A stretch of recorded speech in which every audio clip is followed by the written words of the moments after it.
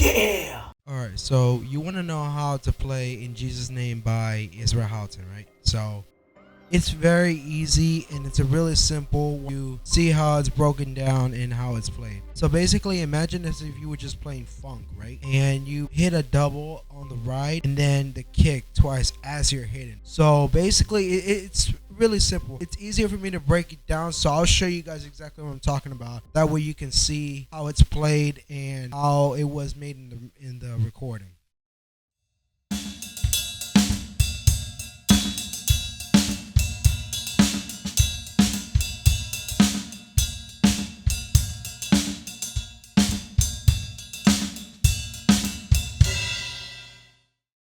Bad, right? So that's how you play the first chorus, and now we're gonna break it down to the bridge, basically where you know where it plays. That's all played on the snare. So that's played for about 4 to 8 measures, and then after that there's like a hi-hat, and it's an open hi-hat while you're still playing the same thing on the snare. So one hand on the hi-hat, one hand on the snare. So I'll basically show you guys what it is, but that's how it's supposed to be played. Right, so here we go.